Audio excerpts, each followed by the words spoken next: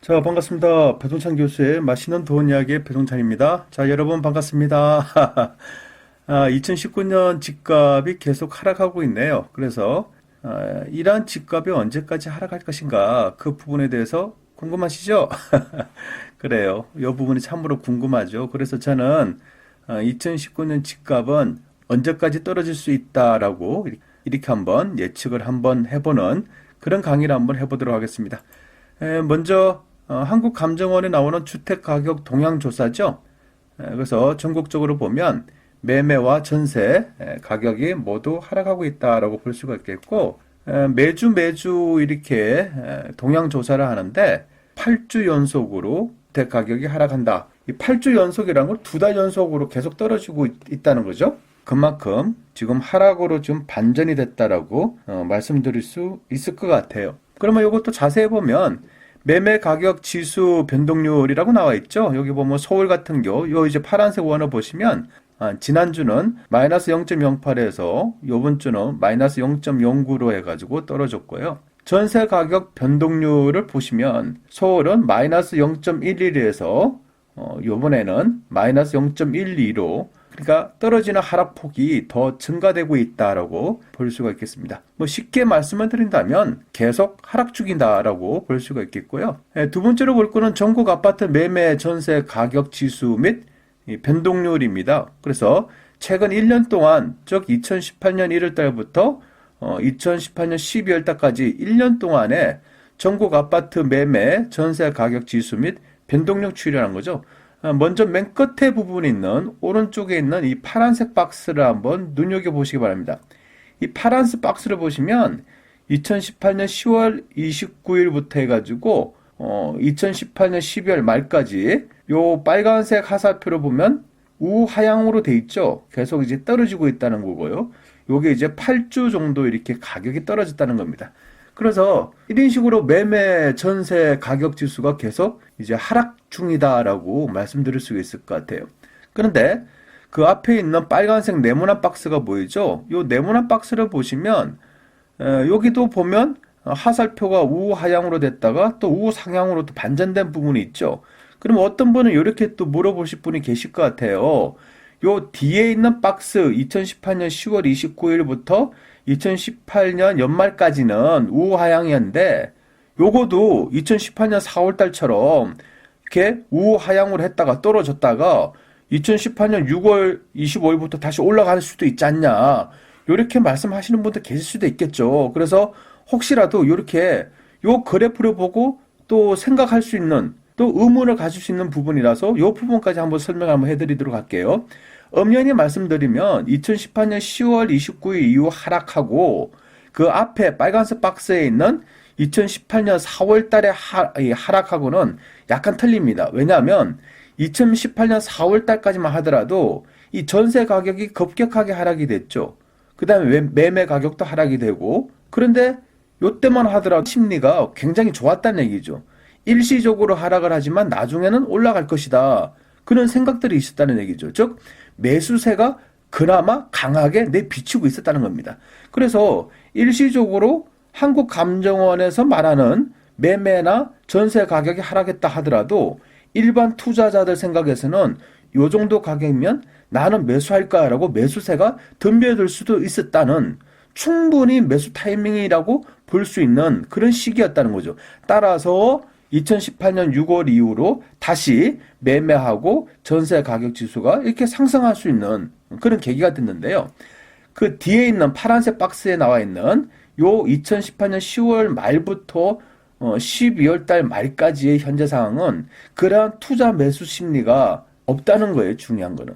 즉, 더 떨어진다라고 사람들은 이제 올라간다는 쪽에 배팅을 하는 게 아니라 더 떨어진다는 쪽에 배팅을 하기 시작했다는 거예요. 이제 요게 이제 무슨 부분이란 거죠? 그러면 시도별 아파트 매매 가격 지수 변동률을 한번 살펴보죠. 먼저 전국 지도가 보이시죠? 그리고 메뉴에 보면 서울특별시고 그 밑에 보면 1번 그래서 빨간색 동그라미에서 1번에서 인천광역시가 0.01% 상승을 했고 그 밑에 대전광역시가 0.11%로 상승했고 그 밑에 광주광역시가 0.07%로 상승했고 그 밑에 전라남도가 0.04%로 상승했습니다. 이렇게 상승한 지역 빼고 나머지 지역들은 하락이라는 거죠. 그래서 전반적으로 하락한 시도가 상승한 시도보다 압도적으로 많다. 따라서 주택 매매 전세 지수가 하락할 수밖에 없었다라고 볼 수가 있겠고요. 그러면 이렇게 인천, 또 대전, 광주, 전라남도 이렇게 가지고 상승케 했는데 요 지역이 투자처가 아닙니까? 라고 또 생각하시는 분이 또 계실 수가 있을 것 같아. 요 인천이나 대전이나 여기 전라남도 같은 경우에는 좀 이렇게 덜 상승했다라고 볼 수가 있겠죠. 그러다 보니까 이렇게 덜 상승했으니까 이제 다른 지역에 비해서 상승폭을 같이 메꾸는 이제 그런 의미에서 상승을 했다라고 볼 수가 있겠고, 무엇보다도 중요한 거, 지금 전반적인 경기가 안 좋습니다. 이 부분에 대해서는 다음에 한번 또 기회를 잡아서 강의를 한번 해드리도록 하고요. 그리고 시도별 아파트 전세 가격 지수입니다. 역시 여기 보시면 세종특별자치시라고 있죠. 이 부분에서 좀 빨간색 계통이 나왔네요. 그래서 0.45%나 올랐다라고. 그 밑에 대전광역시 0.04% 올랐고, 그 밑에 3번 광주광역시 0.02% 올랐고, 그 밑에 4번 전라남도 0.04% 올랐습니다. 이렇게 보면 또 세종, 또 대전, 광주, 전남이 전세 가격이 또 살짝 올랐다라고 나와 있네요. 이렇게. 그래서 지방 투자는 조심하셔야 돼요. 이 서울하고 수도권은 예를 들어서 매수 세력이 붙으면 확 붙을 수가 있고, 만약에 부동산 경기가 안 좋다라고 하더라도 또 다른 기다리는 매수 세력에 의해서 이렇게 매수가 가능한데, 지방 대도시나 지방 도시 같은 경우에는 분위기가 안 좋을 때는 이 떨어지는 폭이 더 클 수가 있는 지역이라는 거죠. 그래서 지방에 있는 도시에 대한 투자는 항상 여러분 좀 조심하셔야 돼요. 그럼 굵고 짧게 이렇게 하락하는 이유가 뭡니까? 이 부분 여러분 다 아실 건데요. 다시 한번 말씀드리면 8.2 부동산 대책이죠. 즉, 그 다음에 9.13 부동산 대책이 또 나왔죠. 그래서 대출을 규제를 한다는 거죠. 또 뭐 상기 신도시 대해서 발표하고 뭐 이렇게 금리도 인상되고 미국과 중국의 무역 분쟁이 있고 또 경제 상황이 이렇게 악화되고 있고 그런 부분에 대해서 이제 이렇게 상황이 좋지 않다라고 볼 수가 있을 것 같고요. 그리고 투자 심리로 봐도 좀 이런 마인드가 있죠. 올라도 너무 많이 올랐다. 즉 어떻게 보면 또 쉬었다 가야 되지 않겠나. 그런 차원에서 이제 피곤한 거예요. 이게 너무 많이 올라도 사람들이 피곤함을 느끼지 않습니까? 너무 많이 떨어져도 피곤함을 느끼는데 또 너무 많이 올라도 피곤함을 느낄 수 있다는 겁니다. 그래서 전반적인 흐름이 계속 떨어질 가능성이 더 많다에 아마 무게 중심이 좀 두어야 되지 않을까라고 생각 들고요. 그 언제까지 떨어질까요? 이 부분이 중요하죠. 그래서 제가 보는 점은 2019년 6월 달까지는 하락세가 지속될 가능성이 높다라고 말씀드릴 수 있을 것 같고요.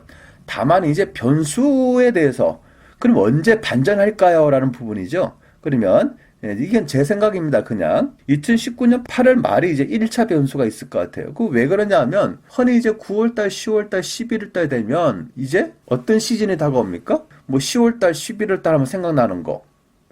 뭐 10월달, 11월달 하면 추석이 생각나나요? 가을? 뭐 단풍 구경을 간다? 네. 제가 보는 점은 이제 10월달, 11월달에는 뭐가 있냐니까 신혼부부들이 결혼식을 많이 하죠. 부동산 투자에 있어서 이 신혼부부의 결혼식이 좀 중요하지 않습니까? 왜냐하면 신혼부부라는 거는 이 가정을 이루는 사람들이 이제 이렇게 나와서, 남자, 여자가 나와서 새로운 가정을 꾸려야 되겠죠. 그럼 새로운 가정을 꾸린다는 얘기는 뭐 주택을 매수하거나 새로운 전세를 구하는 이제 세력이 되잖아요. 그러다 보니까 제가 보는 점에서는 10월달, 11월달 이사 수요가 많다는 얘기예요. 그러면 10월달, 11월달 결혼을 하기 앞두고 그 부모님들이 언제부터 집을 구하냐면 8월달부터 움직이기 시작하죠. 그래서 한 석 달 전부터, 두 달 전부터 해가지고 그리고 계약은 뭐 한 달 전이나 두 달 전에 계약하죠.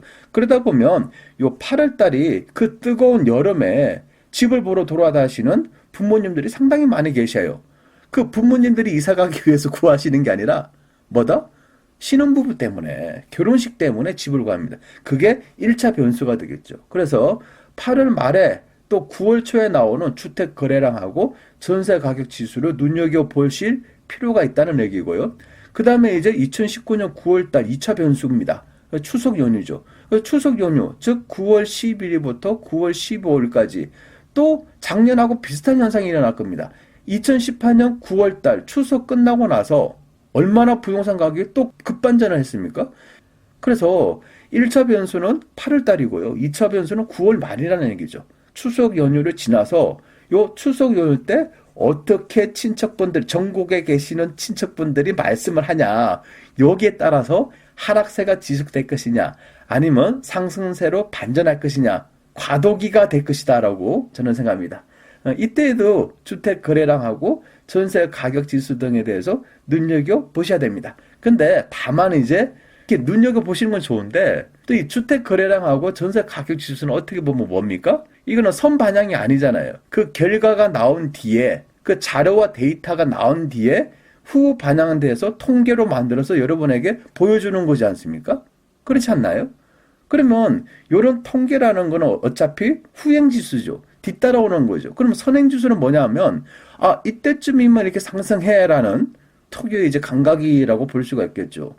그냥 저희 방송을 계속 보고, 듣고, 느끼시고, 아하, 그렇구나. 그러다 보면 자연스럽게 꼭 누군가가 가르치고 누군가 말을 해서 익히는 게 아니라 이런 방송을 통해서 이렇게 자연스럽게 내공이 높아지겠죠. 또 내공이 쌓아진다라고 볼 수가 있겠죠. 열심히 부동산 공부를 하세요. 하지만 부동산 공부가 전부는 아닐 거예요. 왜냐고요? 이 부동산 공부는 끝도 없고 한도 없고 내가 실제 부동산 공부를 뭘 했는지도 몰라요. 왜냐면 너무 방대하니까. 이 부동산이랑 이 부동산 공부란 거는 진짜 한도 없고 끝도 없고 너무 방대해가지고 이 높은 산을 정복하기라는 것은 굉장히 어렵습니다. 또 이 부동산의 세계는 정답이 없어요. 이 부동산의 세계는 정답을 찾아가는 하나의 긴 여정이라는 거죠. 그러니 너무 힘들어요. 저도 부동산 공부를 하면서 계속 공부할 게 있는 거예요. 저도 지치고 힘들 때가 있어요. 부동산 공부를 하다 보면. 아니, 정말 피곤할 때가 있어요. 아니, 어떤 단계 탁 올라가면 뭔가 해안이 탁 트여가지고 뭔가가 다 보여야 되는데 부동산은 제가 생각해도 끝도 없고 한도 없이 더 노력해야 되는 거예요. 중요한 거는 과거를 배우고 현재를 연구하고 미래를 예측하는 그러한 교육이 필요하다는 거죠. 그러한 가르침이 필요한 거예요. 이상까지 배정찬 교수의 맛있는 도원 이야기였습니다. 감사합니다.